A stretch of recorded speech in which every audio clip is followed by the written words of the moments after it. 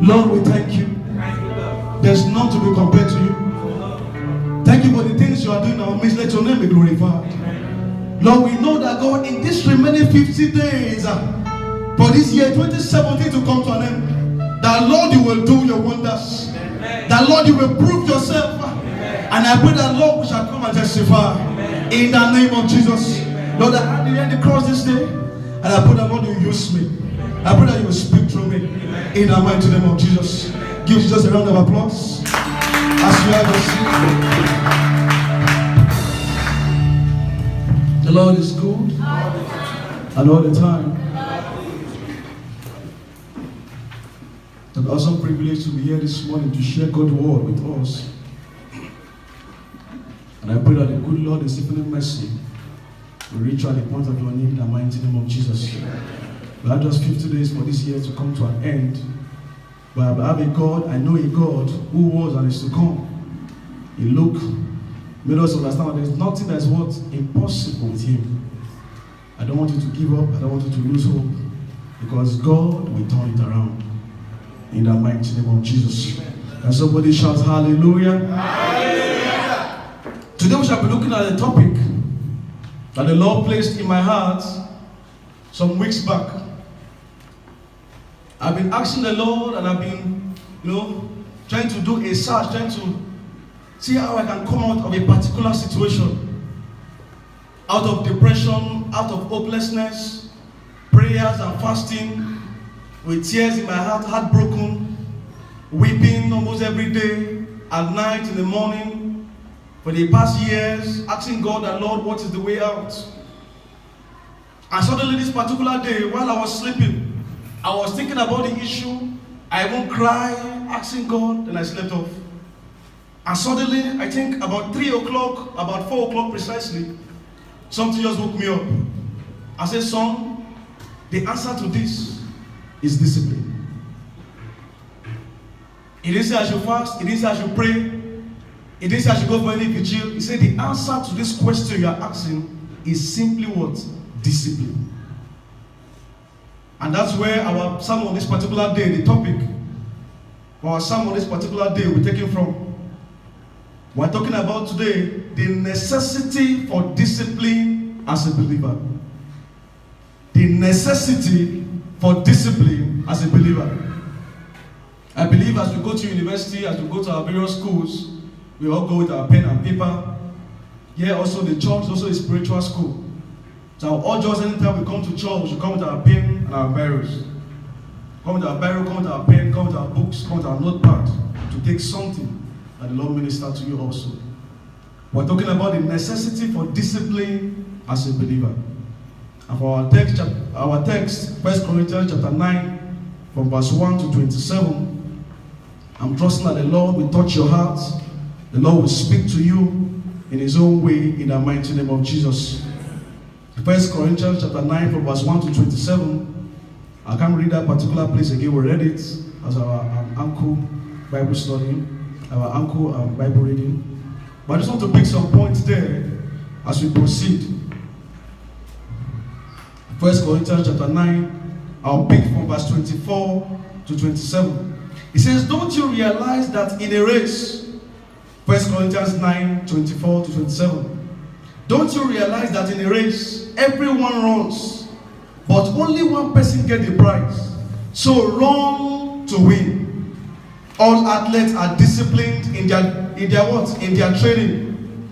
They do it to win a prize that will fade away. He said, but we do it for an eternal prize. So I run with a purpose in every step. I am not just shadow boxing. I discipline my body like an athlete, training it to do what it should. Otherwise, I fear that after preaching to others, I myself will do what? Might be disqualified. I pray that will not be our portion in the mighty name of Jesus. Amen. That was why I started this particular ministration today with the essence of Christianity. With the essence of Christianity. Verse 25 says, all athletes are disciplined in their training. They do it to win a prize that will fade away. But we do it for what? For an eternal prize. The reason why we come to church, the reason why we serve God, the reason why we come for midweek services is for what? To gain eternity, for an eternal prize.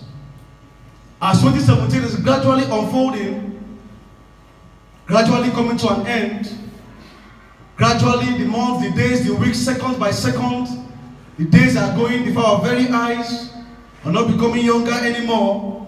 There's a need for God's children to understand that aside prayers, aside fasting, aside giving your tithe, aside offering, aside church activities, one important factor must be put in check, and that is what? Discipline. Self-discipline must be what? Must be added to all that I've mentioned. Self-discipline must be at the tip of your finger, must be like what you wake up, like you wake up to it, you are thinking about it, that today I won't just go out and live my life anyhow. I will discipline myself. We have different types of discipline. Discipline from God. We have discipline from parents. But the most important one I want to lay emphasis on today is what? Self-discipline. And let's not forget the topic. It says the necessity for discipline as a believer. So a believer is not exempted from what? From self-discipline.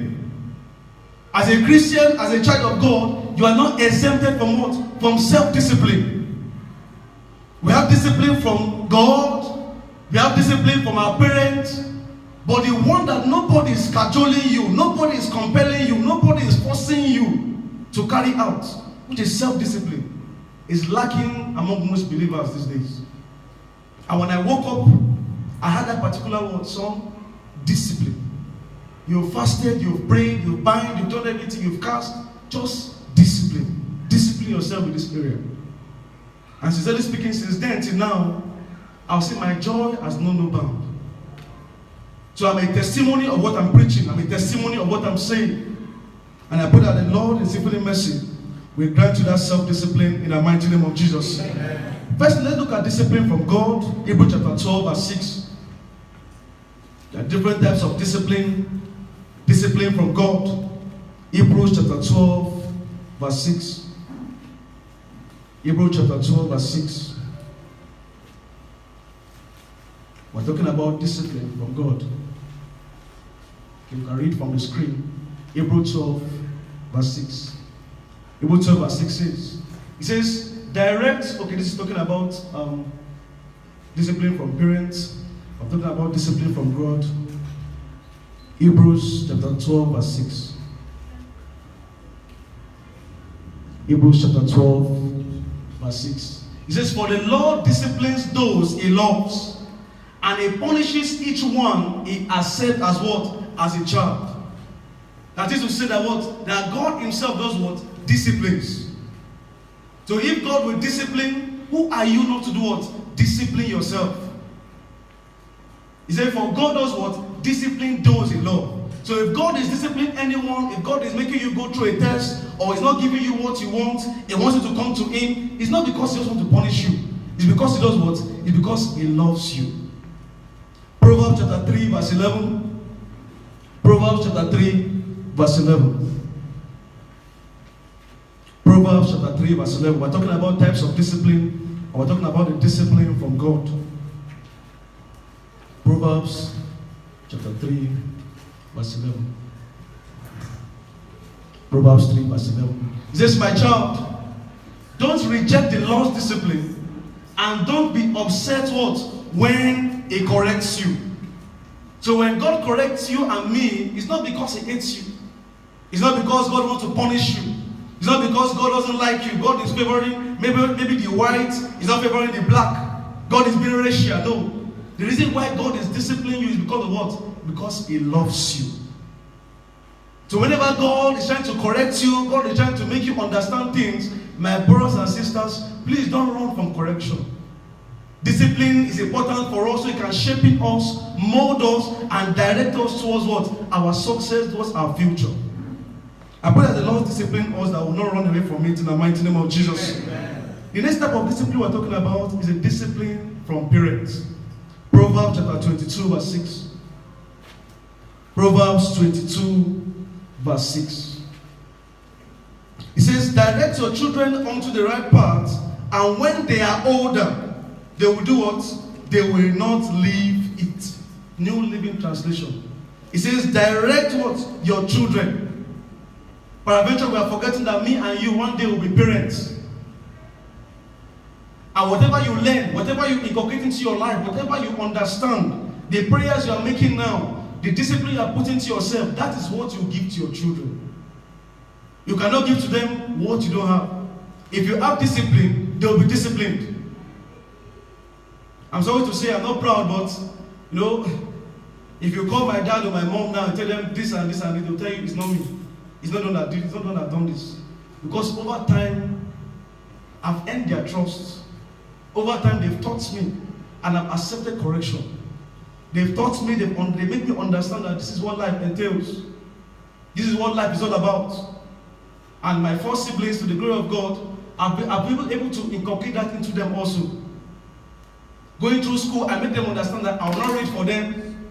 I will not be there to write their exams. I will not be there to show them everywhere, here and there, take them here, protect them. But the lessons we learn at home, they should hold on to it. And to the glory of God, they went through the university successfully, graduated, served, all of them, most of them did their masters and whatever the case may be. But I'm not trying to brag about it, but I'm trying to say that they had. Our parents were able to inculcate into us. And that is what is keeping us. That's what is keeping me right now. So when you have your own children, I want to beg of you and beg of us that let's not just leave them with levity and feel that, oh, it's their time. You can't beat them. They'll call the police. You can't do this. I heard of a story. You know, a particular man in the UK or the US, always trying to, discipline his son, talk to him, punish him, and the son will call police. The dad didn't say anything. He said, next month or next week, we're going to Nigeria for holiday. When the son messed up again, Dad, why are you talking to? He makes sure he beats him blue and black. So that he can get some discipline into his head. Discipline is important. It shapes and it removes one. I pray the Lord will help us in the mighty name of Jesus. Proverbs chapter 13 verse 24. Proverbs 13:24. Proverbs 13:24. Proverbs 13:24 says, those who spare the rod of discipline hate their children. Those who love their children care enough to do what? To discipline them. To discipline is not wrong. Discipline is not an abomination. The fact that, we're in the computer age, everything is going fast, we still need to discipline them. And Proverbs 22 verse 15 also has something to say. Proverbs 22 verse 15. It says, a youngster's heart is filled with foolishness, but physical discipline will do what? Will drive it away. If you look at King James Version, it says, foolishness is bound up in the heart of a child, but the rod of discipline will do what? Will remove it. In the heart of a child. I know we are adults now, nobody can use cane on us, nobody can beat us, nobody can flog us, but there are some African parents, I know, they still do that. But what I'm trying to say is that we don't need to be chased. We need to just sit down and talk to ourselves. The life I'm living, the years are going by. How far? Where am I going to? What's my plan and my purpose? As I'll be graduating soon, okay, what's the next step? But eventually you don't know where you're going. This is the time to sit down, discipline yourself. There's no time.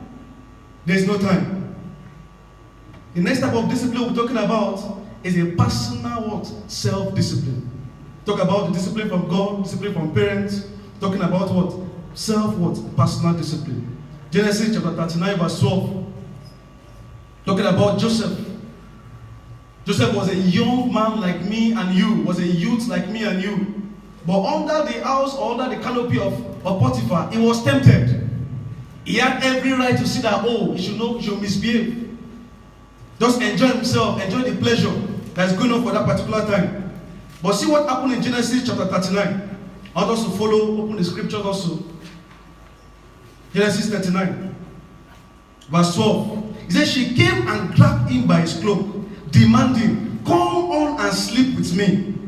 Joseph tore himself away, but he left his cloak in her hand as he ran what? From the house. Genesis 39, verse 12. So there are times that even as a youth, you may be on your own. There are trouble, wahala, will come and meet you. You have every form, you are disciplined enough. You say, no, this particular issue, I won't go into it. When I read the issue of Joseph, I look at it that he's a young man like me. So if Joseph will run, if Joseph will understand that his destiny, his future is at stake, he can't mess up. I can't mess up my life this way. He ran for his life. So self-discipline is important.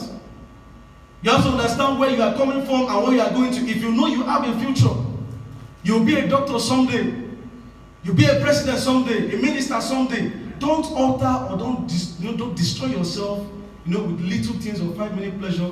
At the end of it, you regret. Joseph was an example. He ran away. Bible says he ran. Also, the case of Daniel, and we know that Joseph running spared him his life, and later Joseph still ended up as a second in command is in that particular land.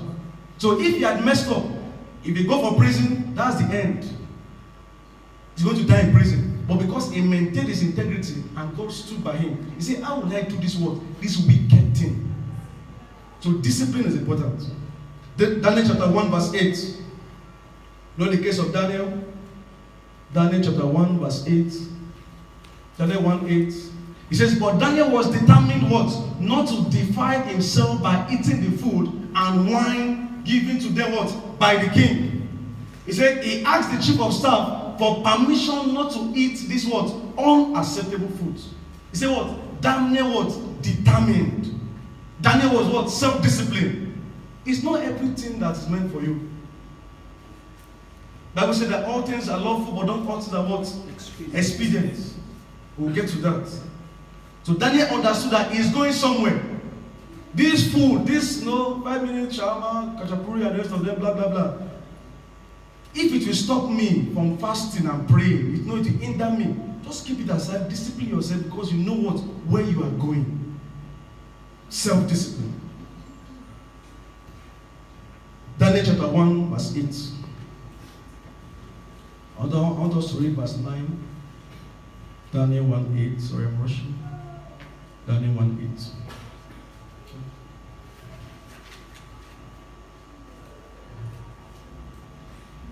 Okay, so but Daniel was determined not to defile himself by eating the food. Okay, he said he asked the chief of staff for permission not to eat the unacceptable food. Yeah, we explained that. But what I was trying to talk about is in verse 17. Because of that single step that Daniel took, refusing to eat that food, look at what happened in verse 17. He said, God gave these 4 young men unusual aptitude for For understanding every aspect of literature and wisdom. He said, and God gave Daniel the special ability to interpret the meaning of vision and and dreams. In addition to understanding literature, God still gave Daniel the ability to understand and to interpret vision and dreams. All because of It was discipline. All because he was determined that this food, I will not eat it. The same way also as youth, like it to myself also. Peradventure, there are things you need to keep aside because you know where you are going to. Please keep it aside. The future, is bright. The future, is so beautiful for those that understand. If you don't understand, you mess it up right now. Many people, are wasting up because of, cancer. The way cancer is going, even at young age, so many people are dying because of toxic substances like alcohol, cigarette smoking, and the rest of them. And most of these people are meant to be governors, they are meant to be ministers, they are meant to be pastors because they can't discipline themselves. Book of Daniel chapter 3 verse 28 to 29 and 30. In the case of Shadrach, Meshach, and Abednego, we understood that they said, even though you will throw us into the fire, even though you will throw us, then Nebuchadnezzar said, praise to the God of Shadrach, Meshach, and Abednego. He sent his angel to rescue his servant who trusted in him. They defied the king's command and were willing to die rather than serve or worship. They prefer to die instead of worshiping that particular idol. And because of that, you know what followed? The king's kingdom, Nebuchadnezzar said everybody should do should worship the God of Shadrach, Meshach, and Abednego. The question I want to ask now, because of you, will your roommates say they want to worship the God? Because of you, your family know Christ. Because of you, will things turn around? That's the question for me and you to answer. I pray the Lord will help us in the mighty name of Jesus. Throughout this particular scripture, we can see that at every given point in time where sacrifice of discipline is made, promotion is what? Is released. In the case of Joseph, he became what? Prime minister. In the case of Daniel, he did what? He was ordained or ministered unto what? The gift of interpretation of dreams and what? And vision.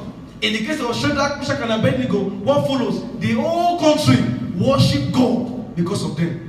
So if you discipline yourself, there's a what? There's a result. There's a promotion awaiting you. I pray that the Lord will help us in the mighty name of Jesus. So what then is discipline? What then is self-discipline? I have 8 definitions for us. I'm running so fast. But I want us to pen it down. Anyone that speaks to you, anyone that ministers to your heart, I want you to follow. The first definition of discipline I have here is that discipline can be likened or synonymous to self-denial, self-control, the ability to set a limit over your life. That's the first definition.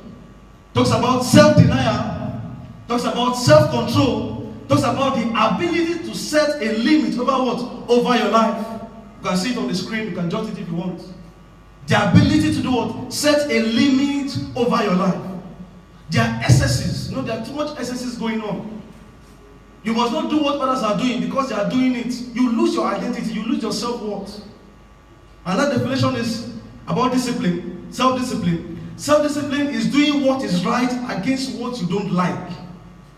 Doing what is right against what? Against what you don't like. I want you to understand that if you don't refuse a thing, that particular thing will do what? It will stay. If I don't like lies, then don't indulge in it. If you don't like sickness, then use your mouth to pray against it. If you're not disciplined enough, that particular thing you allow will do what? It will stay. So self-discipline gives you that particular privilege to do away with what you don't like. The third definition, self-discipline. Self-discipline is responding to life as demanded, not as convenient.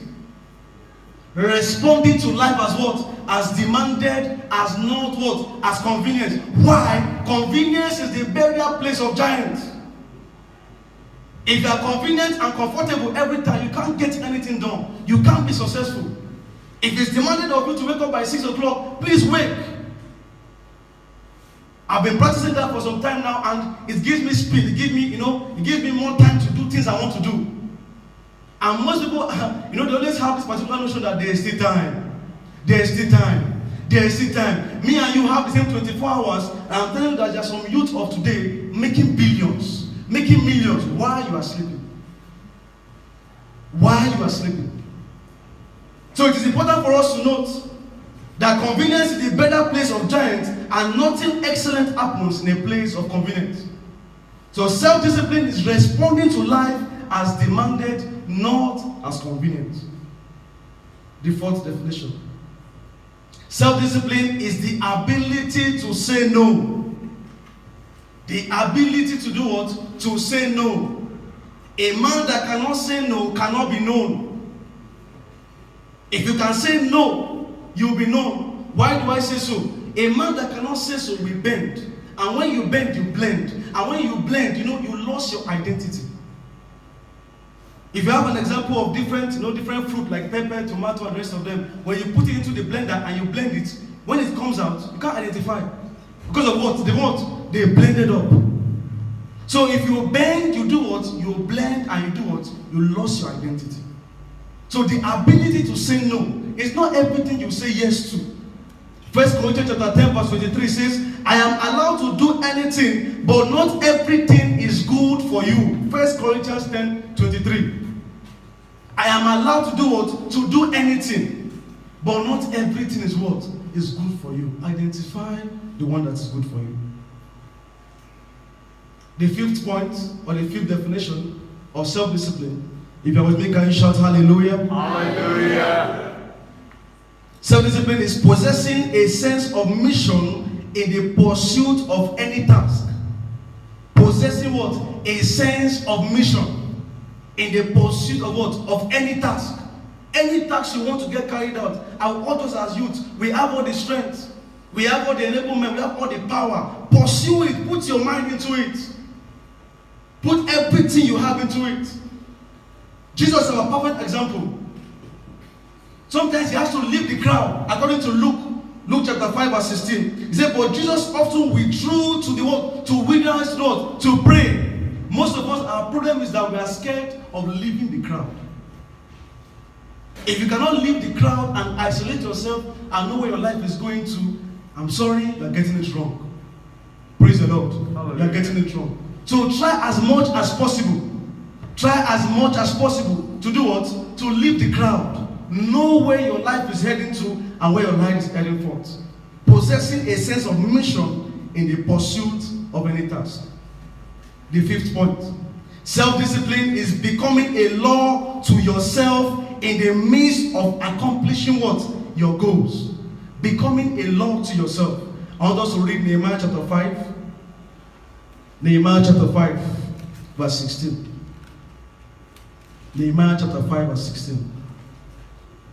Talking about self-discipline. Becoming a law to yourself in the midst of accomplishing your goals. Nehemiah 5 verse 14. Nehemiah 5 verse 14. I'll read. It says, for the entire 12 years that I was governor of Judah, from the 20th year to the 32nd year of the King Artaxerxes, neither I nor my official drew on our official food allowance. Verse 15. It says, the former governors, in contrast, had laid heavy burdens on the people, demanding a daily rotation of food and wine, besides 40 pieces of silver. Even their assistant took advantage of the people. But because I feared God, I did not act in what? In that way. If we go to verse 16, it says, I also devoted myself to working on the wall and refused to acquire any land. It says, and I required all my servants to spend time working on the wall. I asked for nothing, even though I regularly fed 150 Jewish officials. Why did I read that particular scripture? Nehemiah 5. Why did I read it? Unlike what is going on in our nations of the world, the people in government want to accumulate wealth to themselves. They don't have any discipline. Now, no, people are no more scared of stealing. We heard what? $1 billion, $1 trillion. I'm amazed. I'm shocked. They're not even scared of putting it in the bank anymore. Now they're putting it in what? In burial grounds. Putting it in tanks. For who? But Nehemiah was a man of like passion. He made himself a law. He said, I did not take anything. I did not take anything. Why? Because I fear God. A man that is disciplined is a man that does what? That fears God. I pray that we fear God in the mighty name of Jesus. Amen. The seventh point, or some definition of discipline. Discipline is acting against your feelings because you have a higher goal and a blueprint. Acting against your feelings because of what? You have a higher goal. You are acting against your feelings. You're not working according to the way you feel. Because if you work according to the way you feel, you get things what? You get things wrong. Praise God. You do things what? You do things wrong.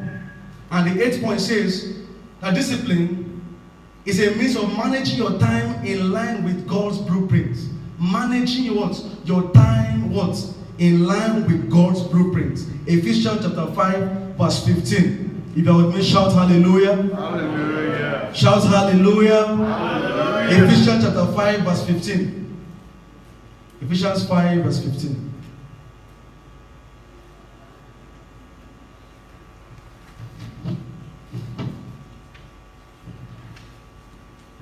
Ephesians 5 verse 15. It says, so be careful how you live.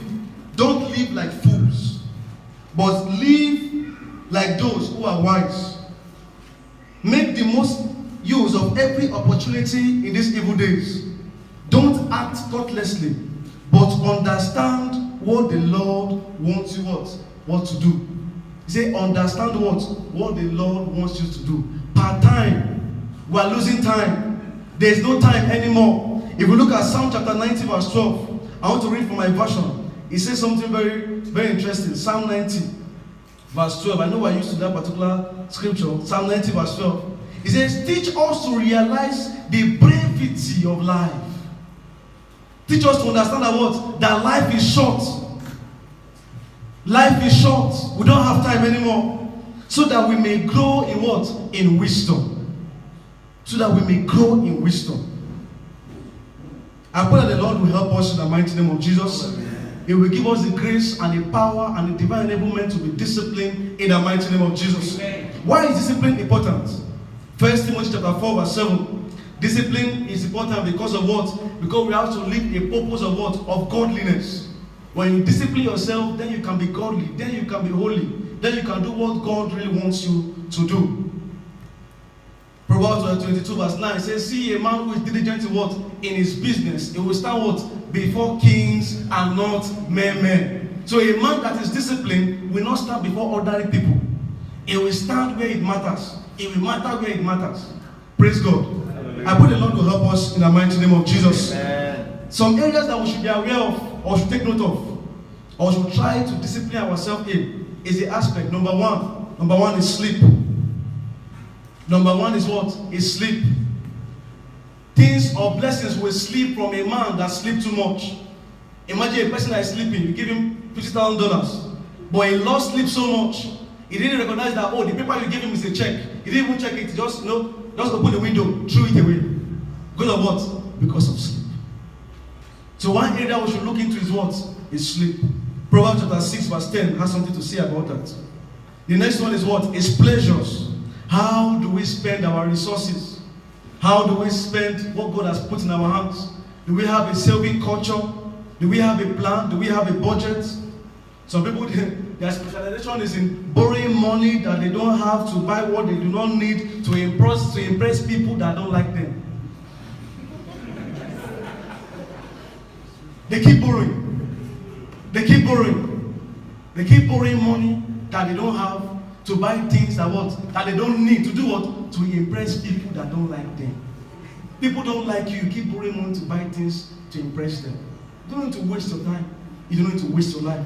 Be disciplined, with your resources. I pray the Lord will help us in the mighty name of Jesus. Amen. The next point is to discipline what? Our eyes. We have to discipline what? Our eyes. What we see. Job 31 verse 1 has something to say. Job 31 verse 1. It says, I have made a covenant with my eyes, not to look with a lust at a young woman. I have made what? A covenant with my eyes. Why? Because what you see is what your body will assume, what your body will consume, and what your body will give out. If you look at Proverbs chapter 27 verse 20. Proverbs 27 verse 20. Proverbs 27 verse 20 says something. Proverbs 27 verse 20. It says, just as death and destruction are never satisfied, so a woman desires what? Never what? Satisfied. Some people, all they see, they want to grab. If you go to the mall, they spend at proxy. They see, they want to buy, they want to take, they want to have. You can't have everything. Once upon a time I was like that. In my previous university, at the University of Jos, I had so much, because of being the firstborn, studying medicine, I was getting steady allowance, too much money was worrying me, too much money. I bought so much clothes, so much shoes, living large, I had every gadget you can think of. To the extent that in the whole medical faculty, I was nominated as the best dressed male. I was given the award of the best dressed male. But something happened. Something happened. Let's say tomorrow will be our final exam. I went for an exam today. Tomorrow will be the final exam and everybody will travel, everybody will go home. So I went for this exam. And I've packed my things, I've washed my... To understand that I have clothes in my box that if I come next semester, I will still wear them. They are untouched. That's the extent I was buying because of what? Too much money. I came back from the exam hall that day, got into my room. Lo and behold, the room was swept. Everything was what? Was gone. I don't know whether those people were angry because I was giving the award. I don't know what I did to them. But they got into my room and they took every damn thing. And I think the bad thing was because I already folded the clothes, arranged it, and they just came, take the box, and they took everything. And that was how I had to go back to Abuja with just a pair of pounds. The next day, I went with what? With nothing. All because I want to grab. All because I want to buy. All because I want to have. If I had saved some, and some were stolen, I can still go back to the bank and do what? Buy another one. But because I want to have, I want to have, I want to have, I was not disciplined enough. So the same way I'm telling us today, that what? We should do what? We should be disciplined. With anything we have, with our resources, with our money, with what the Lord has placed in our hand, we should do what? We should be disciplined. The last point, we should be disciplined with our thoughts, our words, our action. That will make us understand. He said, let the thoughts of my heart, let the meditation of my heart be what? Be acceptable unto you. So let the words I speak, let what I'm thinking about, and the action that follows, let it be acceptable unto God. I pray the Lord will help us. I pray the Lord will give us grace. I pray the Lord will empower us in the mighty name of Jesus. The year is running to an end. I want us to have a recap in the next 50 days. As the year is coming to an end, am I disciplined? Am I disciplined enough? Because 2018 is going to unveil so many things, and it's going to be for only those that are prepared. Only those that what? Are prepared. So people say, oh, this brother is so lucky. He's lucky. He's not lucky. When preparation jams opportunity, preparation jams opportunity, the person will blow. Then you begin to say what? He's lucky. You are jealous. You don't need to be jealous. We have all the time now. Let's bow down our head and say, Lord, in your mercy, in your grace, help me to be disciplined.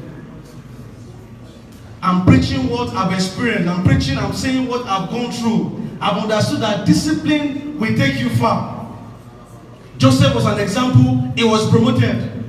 Daniel was an example, he was promoted. Shadrach, Meshach, and Abednego, because of them, the whole land came to worship God. But I'm sure you're not disciplined enough. Just say, God, Father, please help me. I've learned that aside spiritual exercise, there is something I need to do. Apostle Paul said, because I will not be a castaway, I discipline my body. Your body may want to go somewhere. Your body may want to do something else. But God, the Holy Spirit, through the help of the Holy Spirit, will help you.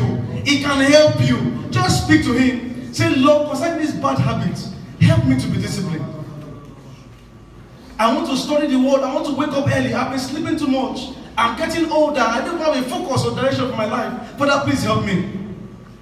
We're not too young to move nations. We're not too young to make impact. We're not too young to cause impact. We're not too young. Say, Lord, please help me. For me, I know I'm going somewhere, and I'm taking my future on every time, every minute of my life. I'm taking it seriously.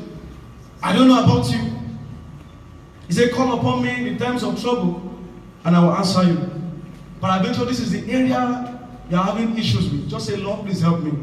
Help me to be disciplined. Some people, they talk too much, and they won't tell their plans, tell their futures to their enemies, thinking they're telling to friends because they can't control their mouth. Say, Lord, please help me. Help me to be disciplined. Help me to be disciplined. As this year is coming to an end, I don't want to just mess up my life anymore. Father, please help me. Father, please help me. Help me, Heavenly Father.